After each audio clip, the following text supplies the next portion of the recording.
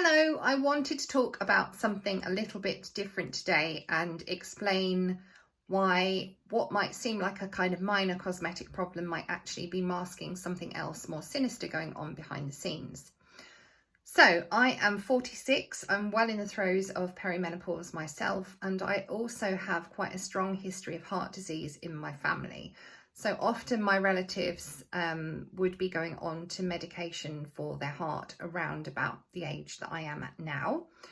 And whilst it's not something I'm frightened of, and it's not something I think about all the time, it is something I'm aware of, and I just know to look out for that as being a potential problem and to take extra care of my heart and my circulatory system.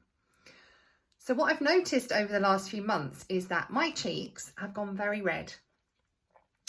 And it doesn't matter what the weather's doing, it doesn't matter what time of the month or the year it is, I've just had this constant kind of quite red flushed appearance.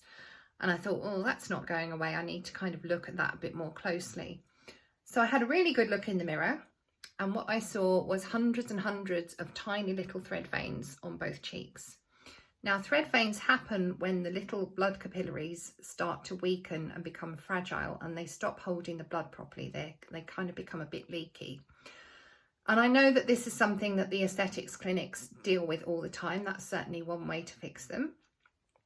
However, to my way of thinking as a medical herbalist, I look at the whole system in one. So to me, your little capillaries in your cheeks might look kind of fairly insignificant, but actually they're part of a much bigger, more complex system, and they are attached to the much bigger blood vessels as well.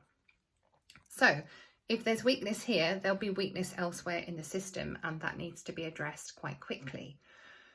So what we need to do is look at why that's happening and what we need to do to fix it. And my fix for this is to supplement vitamin C with bioflavonoids. The bioflavonoids are the most important bit because they're the antioxidants that will nourish and condition your blood vessel walls and keep them nice and strong and allow them to have that elasticity they need to expand and contract and to help control your blood pressure. Now, if you don't have enough of these, what can happen is that the insides of the blood vessel walls become inflamed and they become sticky and start to break down a little bit, which is not what we want. And your body has to do a quick repair job, and the best things it's got available to do that repair job are cholesterol and calcium. And this is why we get atherosclerosis. We get a build-up of plaque inside the arteries. It's not so much the cholesterol that's a problem, it's the fact that our body is needing to use the cholesterol to do the repair work because the blood vessel walls have become weak due to lack of antioxidants. And that's not a big surprise in this day and age with our diet and lifestyle as it is. So the interesting thing about bioflavonoids is that nature gives them to us in bucket loads at the time of year we need them most. And the best source that you'll get in your diet is through berries.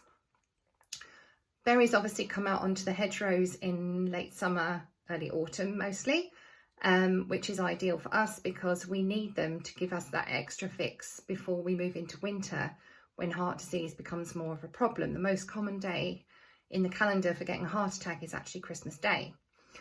So nature's just giving us what it needs at the right time. And I've started supplementing vitamin C with the bioflavonoids, and even at a low dose. And after just a few days, I have noticed a big improvement.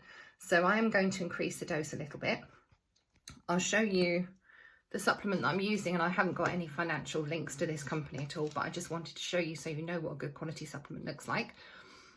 It's this one. It's Nutri-Advanced Vitamin C Plus Bioflavonoids capsules, and it's got rutin, quercetin and proanthocyanidins in, which are the ones that keep the inside of the blood vessels healthy.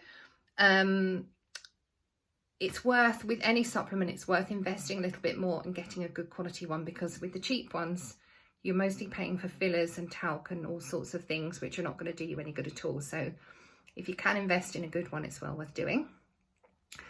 But I just wanted to say that I have been supplementing vitamin C over the summer with tablets that I bought when I was away on holiday. And although they were good tablets, you know, they've got some zinc and some echinacea in, so I haven't caught any bugs for ages. There were no bioflavonoids in there, so they haven't done anything for my skin. And already I'm seeing an improvement for using the one with bioflavonoids in.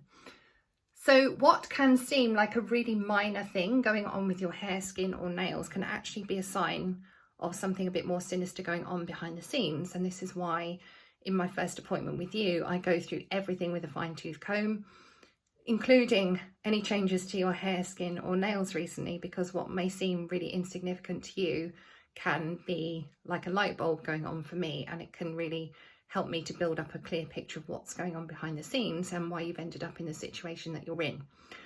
So I hope that helps. I hope you found it useful. If you'd like to find out more about me, I'm Hannah from Physic Health Consulting, and you can take a look at my website, which is at www.physichealth.uk, and I will see you again soon.